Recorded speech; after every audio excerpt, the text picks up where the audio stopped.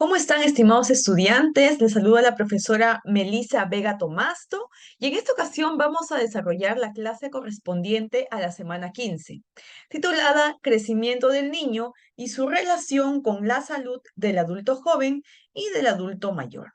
Dicho esto, también estaremos realizando la parte práctica el día correspondiente, ¿sí? El día miércoles.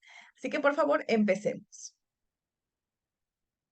Primero, permítanme compartirles este caso.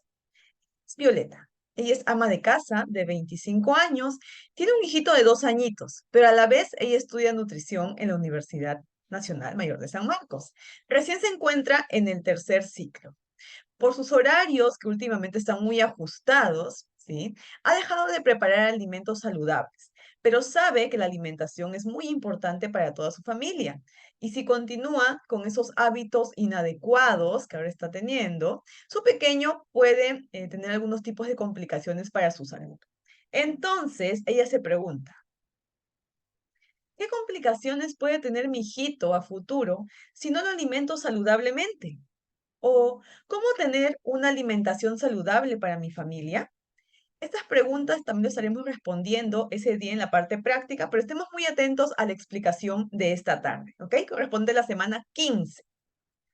Lo que sabemos que principalmente existe una problemática aquí en nuestro país, ¿verdad?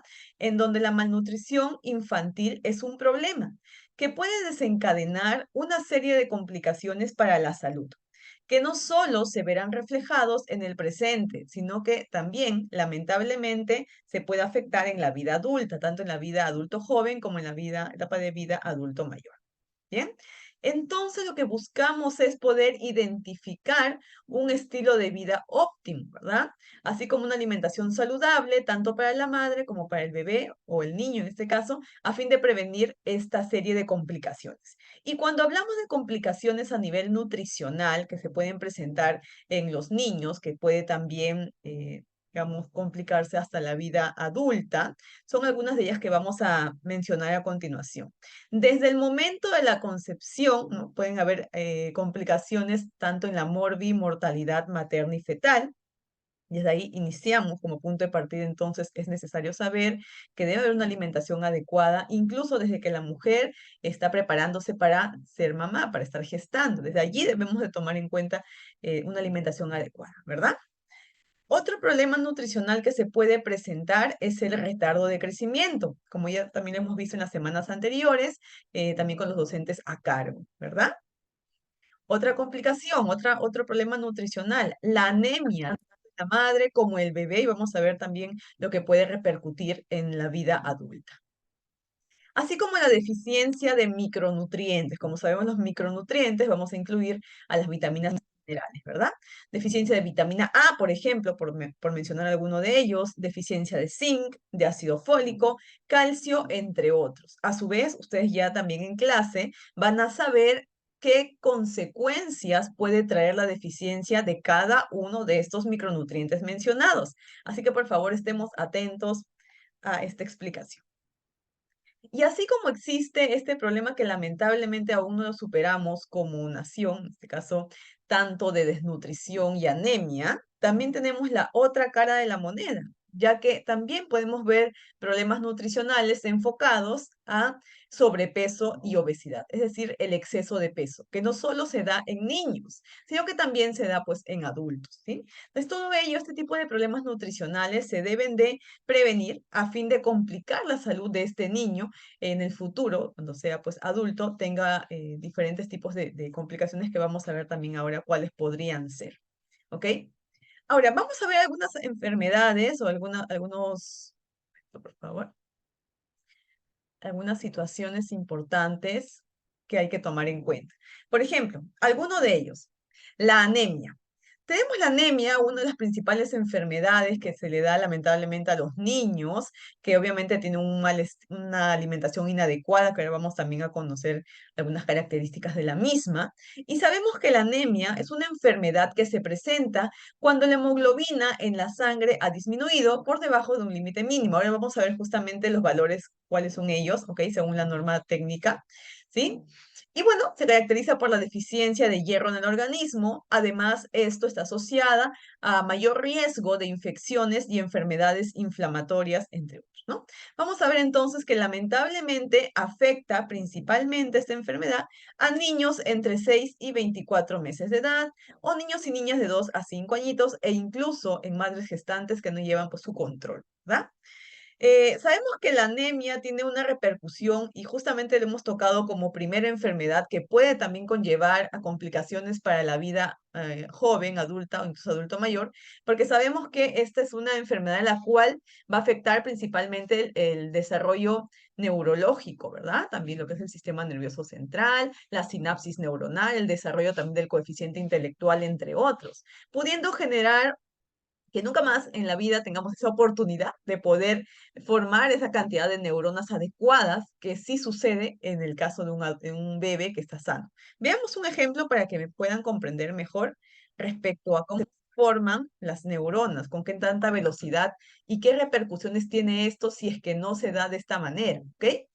Bueno, y con esta norma técnica, también norma técnica de manejo terapéutico y preventivo de la anemia, vamos a conocer cuáles son los valores normales de hemoglobina. Bien, podemos visualizar que según sean niños prematuros, niños nacidos a términos, adolescente, adultos mayores, en este caso también mujeres gestantes y puérperas, tenemos rangos para lo cual poder mencionar valores normales de hemoglobina, que es lo que se busca, ¿verdad? Entonces también ya tuvieron una clase previa para hacer los ajustes según sobre el nivel del mar, ¿no? Los valores sobre el nivel del mar.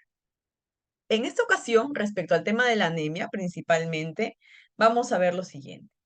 Gracias a la encuesta demográfica y de salud familiar ENDES 2022, podemos conocer la realidad o la situación que se encuentra aquí ahora en el Perú. ¿Cómo se encuentra la anemia en el Perú? ¿Cuál es el porcentaje?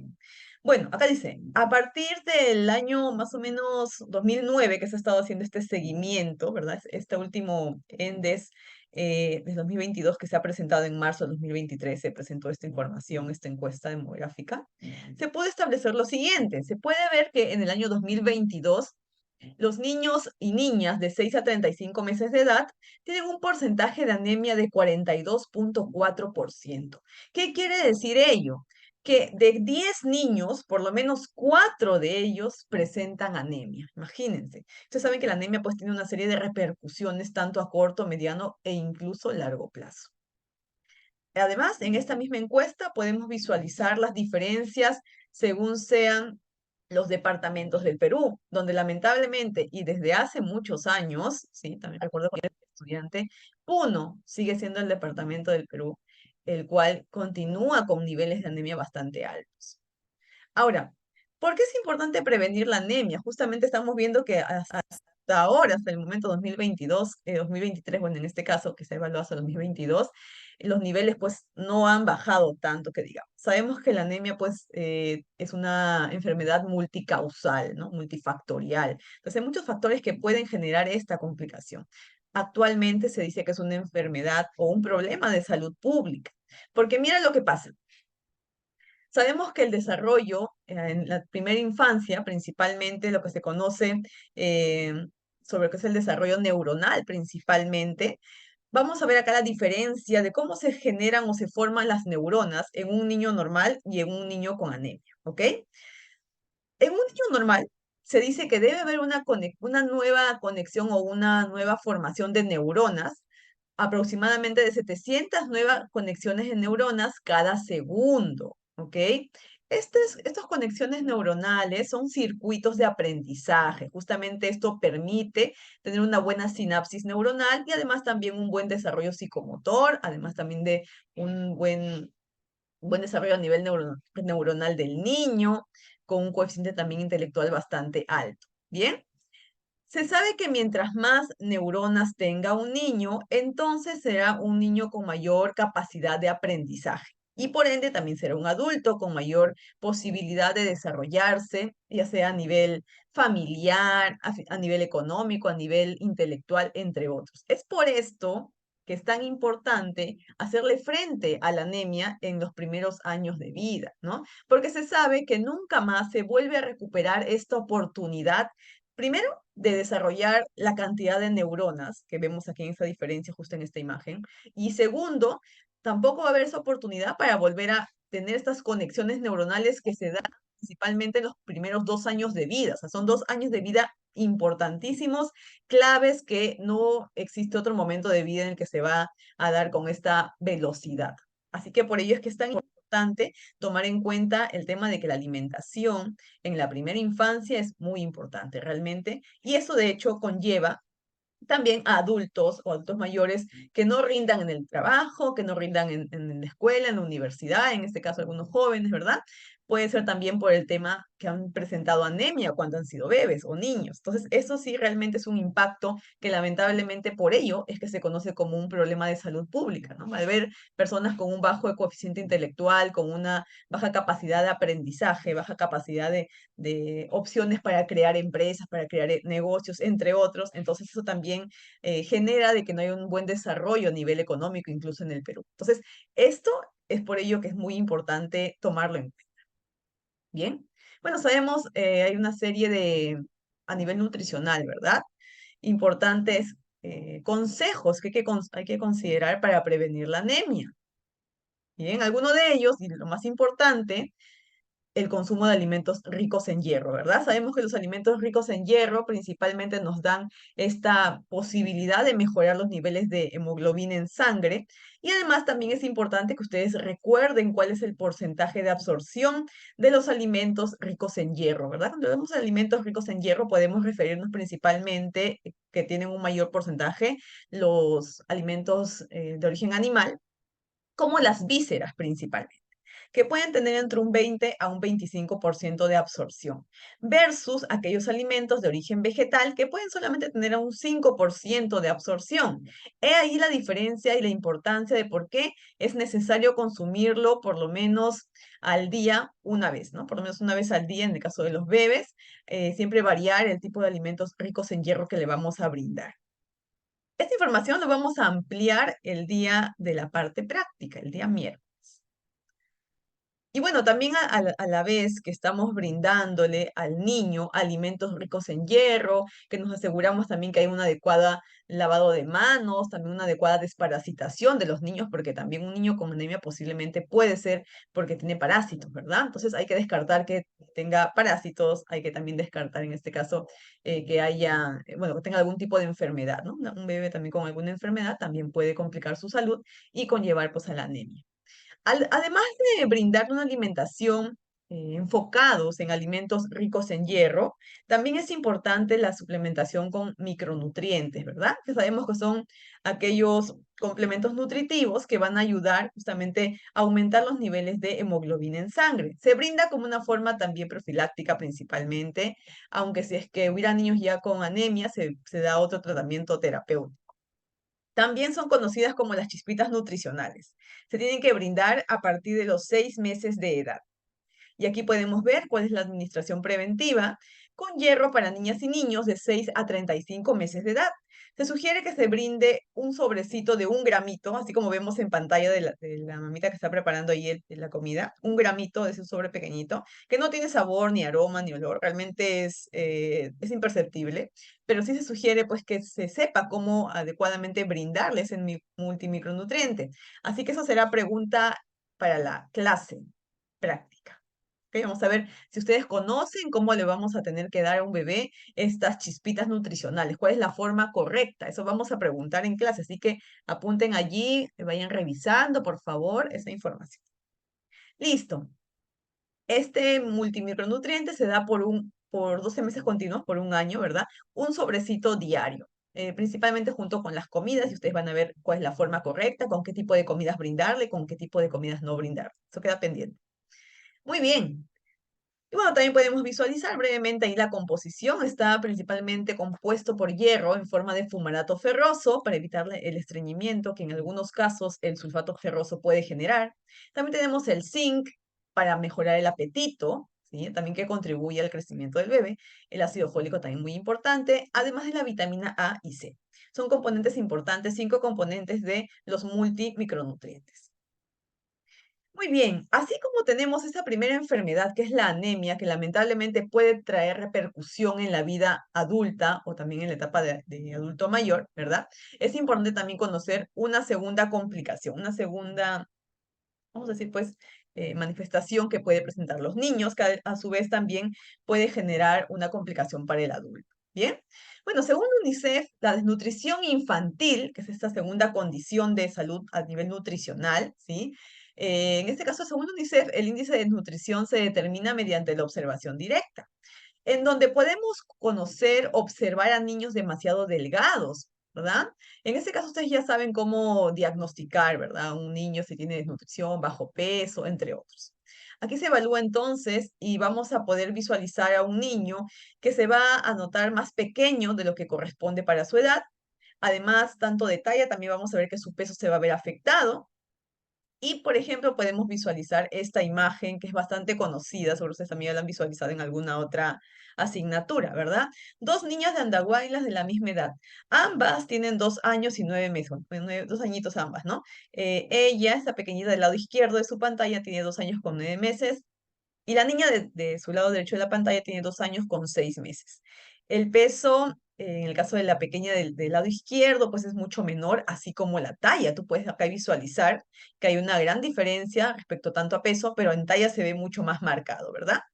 En el lado derecho, en la niña del lado derecho, tú puedes visualizar que tiene un diagnóstico de normal, estado nutricional normal, versus la otra pequeña, que podemos ver aquí en el lado izquierdo de la pantalla, que tiene un estado nutricional de desnutrido crónico, ¿no? Esto es muy importante, saber también que esto puede conllevar a tener adultos que no rindan adecuadamente en el trabajo, que también pues sean mucho más enfermizos, que tengan un sistema inmunológico mucho más eh, afectado, ¿no? Todo esto también es importante considerar. Ahora, y justamente también el ente que acabamos de presentar hace unos instantes nos brinda información actualizada, bueno, para el año 2022, que es el último que hasta aquí que se ha podido evaluar, y podemos conocer que la desnutrición crónica en menores de 5 años, entre el año 2009 y 2022, lo podemos visualizar aquí, pero el último que vemos por aquí del 2022, se sabe que lamentablemente aún existe desnutrición crónica a pesar de los esfuerzos que se están haciendo. Vamos también a conversar más en la parte práctica por qué es que sucede que aún en estos años que estamos viviendo, pues 2023, aún continuamos con esta complicación de salud, desnutrición crónica, que también a su vez va a generar pues adultos que no rindan adecuadamente en el trabajo y por lo tanto también eso va a generar un menor desarrollo a nivel económico para el Perú. Entonces, miren, en el año 2022 el porcentaje de desnutrición crónica es de 11.7%.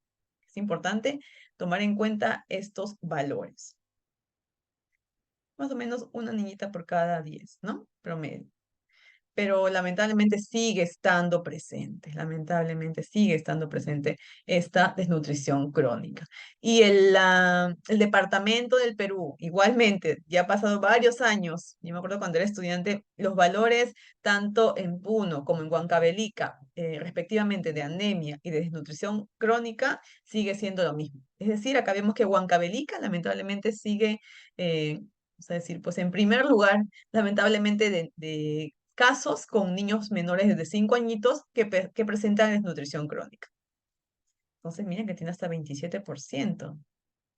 Entonces, la pregunta sería, ¿cómo mejorar la situación? Bueno, es importante promover la alimentación adecuada de acuerdo a la edad, además también de brindar alimentación que sea acorde de acuerdo a su edad y también de acuerdo a su estado nutricional. Vamos a ver que es importante principalmente aquí reforzar la alimentación complementaria desde un primer punto. Ustedes también ya conocen cómo debe ser la alimentación complementaria en cantidad, en consistencia, en frecuencia, así que también eso vamos a preguntar en clase. ¿Ok? Mientras tanto, es importante, les voy dando un adelanto, ¿sí? También primero cuidar a este pequeño, ¿verdad? A los pequeños, a los niños, para evitar algunos tipos de infecciones, ya sea gastrointestinal o respiratorio, porque eso también, que un niño tenga una enfermedad que constantemente esté presentando, de hecho va a conllevar a que presente desnutrición infantil. Pero desde el punto de vista nutricional, es importante continuar dándole su alimentación, obviamente con algunas modificaciones según sea el caso de forma específica y según la edad del pequeño, ¿no? La edad del bebé. En este caso es importante considerar la cantidad, consistencia y frecuencia según como lo vimos o como ustedes también lo han desarrollado en el tema de alimentación complementaria también, que es muy importante, ¿no? Según también la edad en meses, hay que hacer modificaciones en la cantidad, en la consistencia y en la frecuencia. Además de brindar alimentos especiales, principalmente sabemos que hay bastante, es decir, pues cuidado, ¿no? En saber qué tipo de alimentos proteicos brindarle, que también tener cuidado el hecho de que algunos alimentos pueden ser alergenos. Eso lo conversaremos entonces el día miércoles, pero de igual manera es importante que ustedes incluyan siempre en la alimentación del bebé un alimento especial que sea un alimento proteico, porque además también me brinda zinc, que mejora también el apetito en los niños y además también favorece el crecimiento, así como las proteínas mismas que me brindan estos alimentos de origen animal. Y además de ello, también es importante brindar alimentos, en este caso, de mayor densidad energética, ¿no? Entonces, para poder yo mejorar la densidad energética, es importante aportarle alimentos como aceites, puede ser el aceite de oliva extra virgen, o aceite de oliva, o aceite de sacha inchi, o algún otro aceite que tengamos en casa, no hay problema, o en su defecto también puede ser mantequilla. Ahora, finalmente, lo que estábamos también conversando, ¿no? La otra cara de la moneda. Lamentablemente, hablamos aquí de la obesidad infantil. Cuando vemos la obesidad, sabemos que es una enfermedad crónica caracterizada por el exceso de grasa en el organismo. Existe lamentablemente un incremento. Ustedes también cuando han estado evaluando, cuando hemos evaluado en los colegios, ¿verdad? A los niños, tanto de, bueno, en este caso de primero, segundo, tercero hasta sexto grado, hemos visto que hay una tendencia a presentar sobrepeso, ¿verdad? Y eso es algo real. Sabemos que la obesidad infantil puede generar una complicación para la salud y se sabe que un niño con obesidad también posiblemente será un adulto con obesidad. Se dice que en el caso de una familia, si mamá, papá, ¿no? Si mamá nada más tiene obesidad, el niño tiene un 40% de posibilidades de presentar obesidad. Pero si mamá y papá, es decir, ambos padres, tienen obesidad, el niño tiene hasta un 80% de probabilidades de presentar obesidad. E incluso este niño, conforme va creciendo, también posiblemente, si bien es su estirón puberal, pero también es muy probable, casi un 80% probable, imagínate, que vuelva a tener obesidad en su etapa de vida adulta. También puede ser adulto mayor, ¿no? Puede continuar con este exceso de peso. ¿Y por qué es importante prevenirlo? Porque lamentablemente la obesidad tanto infantil como en su defecto cuando se complica, ¿no? Cuando sigue siendo el niño obeso hasta que es adulto, se puede complicar en diferentes, se puede presentar, perdón, en diferentes formas. Se puede complicar con diabetes, ¿sí? Infarto al miocardio, hipertensión arterial, algunos tipos de cánceres, ya que se sabe que la obesidad está asociado con cáncer de colon, cáncer de estómago, cáncer de mamas, cáncer de páncreas, por ejemplo, por citar alguno de ellos, e incluso aumentar la posibilidad de muerte, ¿no? Entonces hay que tener mucho cuidado que no solamente esto puede suceder en niños, ¿no? Porque si ustedes de repente han visitado también el hospital del niño, van a visualizar que hay casos de obesidad infantil de niños que tienen características como algunos signos que vamos a presentar ahora, ¿verdad? Como la acantosis nigricans, entre otros signos que el cuerpo mismo va a expresar. Pero esto se puede revertir. Lo que se busca es que se brinde una alimentación adecuada, saludable, cambios de estilo de vida con la finalidad de que esto se revierta, ya no se complique hasta la vida adulta, ¿no? Acuérdense que una persona con enfermedades también va a generar un gasto adicional al sistema de salud. Entonces, eso también es un pro y un contra que hay que analizar. Entonces, sabemos que la obesidad pues tiene muchas causas. Sin embargo, las principales causas son la ingesta excesiva de energía y el sedentarismo, ¿no? Justamente por el hecho de que estuvimos confinados en casa por la pandemia del COVID-19, seguramente ha habido un incremento de personas con obesidad. Se sabe que entre jóvenes y adultos, aproximadamente existe un 70% de jóvenes y adultos con exceso de peso. Estos datos eran antes de la pandemia. Posiblemente ahora la pandemia se ha incrementado, ¿verdad? Eso también lo conversaremos, pero sabemos que esto genera una serie de complicaciones que estamos aquí mencionando. Así que lo que se busca principalmente Aquí, por ejemplo, es saber el porcentaje de obesidad infantil, en donde aproximadamente 4 de cada 10 niños, ¿sí? O 3 de cada 10 niñas, entre 5 a 9 años, presentan una acumulación excesiva de grasa corporal. Ya sabemos lo que puede generar y es muy probable, casi en un 80%, que este mismo niño, cuando sea adulto, presente nuevamente la obesidad.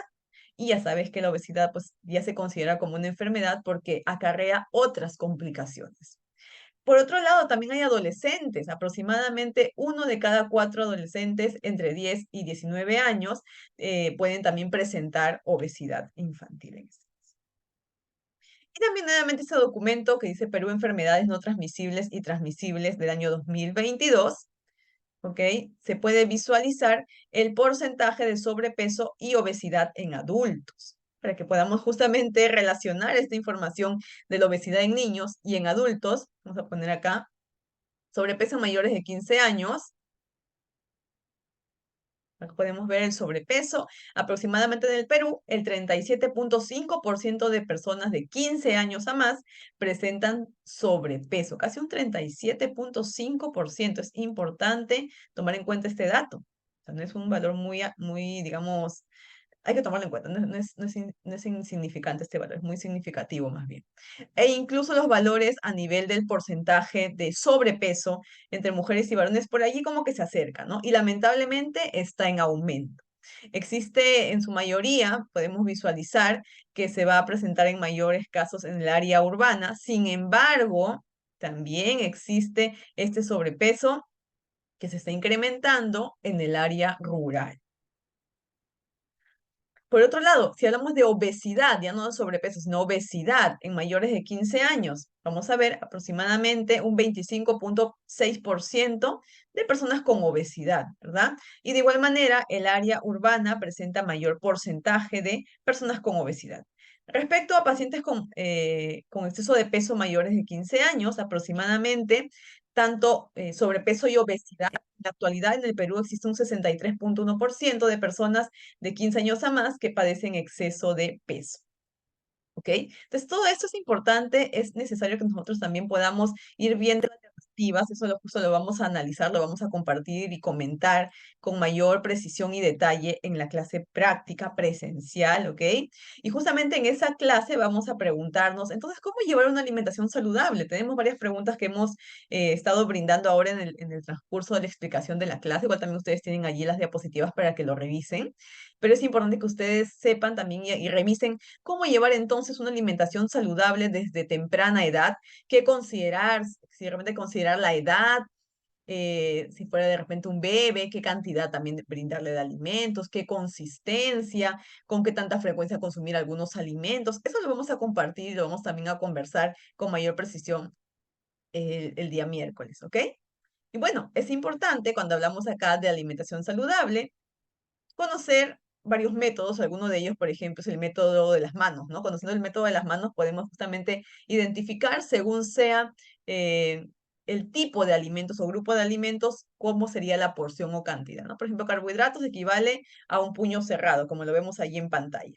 Igual, las verduras equivale a juntar las dos manos, como si fuera un tazoncito, ahí sería la porción adecuada de verduras. Y ten en cuenta que el tema del método de la mano también es bastante interesante y práctico cuando ustedes brinden las sesiones educativas y sobre todo también puedan brindarle un consejo a una mamá que tenga pues su pequeñito, ¿no? Porque también si ustedes desean conocer la cantidad o tamaño práctico, vamos a decir, ¿no? Porque sabemos que también se tiene que trabajar con cálculos exactos, pero como un tema de consejería, nada más, de consejería nutricional, sería importante que ustedes le indiquen a la mamá, que también pueden utilizar la manito del bebé o del niño como referencia de las porciones que el niño necesita, porque a veces también por el tema de la sobrealimentación se genera este tema de sobrepeso y obesidad infantil, y eso no es nada bueno, ¿no? A veces se cree que un niño gordito es un niño sano, que sabemos ahora que no es así. Entonces, es importante ver también este método de la mano muy interesante que se puede aplicar para cada uno de nosotros, porque cada uno de nosotros tenemos diferente complexión, diferente contextura, y esta es una forma aproximada de poder conocer nuestras porciones, ¿ok?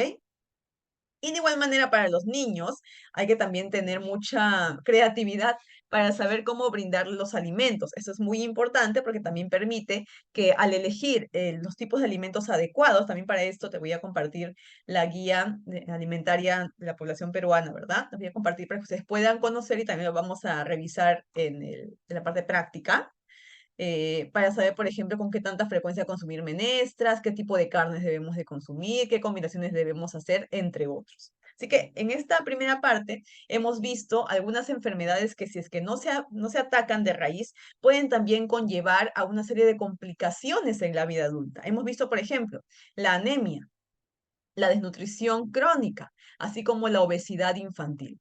Todas ellas con algunos consejos que vamos a trabajar este día miércoles en forma grupal. Sí, también ahora voy a darles las preguntas ese día, pero también les voy a estar compartiendo las guías prácticas de alimentación. Ustedes también ya lo conocen, ¿no? Las guías de alimentación de la población peruana, para que ustedes también conozcan cuáles son esos mensajes claves importantes para justamente evitar complicaciones de salud del bebé y que también a su vez pueda conllevar a futuras complicaciones en un adulto. ¿Bien? Espero que no haya ninguna pregunta. Por ahí, si tienen alguna pregunta, por favor, me lo hacen llegar mediante la delegada. Yo encantada de estar con ustedes en esta clase virtual en esta ocasión. Y bueno, ahora Violeta ya sabe cómo mejorar sus hábitos alimentarios para prevenir enfermedades para ella y su familia y continuar con salud y felicidad. Nos vemos en clase. Si tienen alguna duda, por favor, le hacen llegar a la delegada y recuerda dar siempre lo mejor de ti, ya que lo que siembras cosecharás. Muchas gracias, queridos chicos. Estamos en comunicación.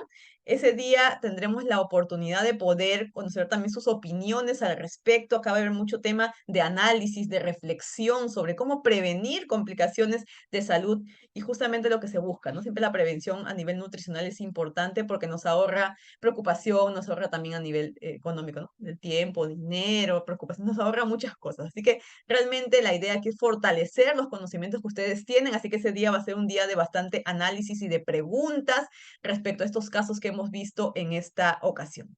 Así que mis queridos chicos, muchísimas gracias, que tengan un día muy bonito, estamos en contacto. Gracias por todo, chicos. Hasta el día de la práctica. Chao, chao.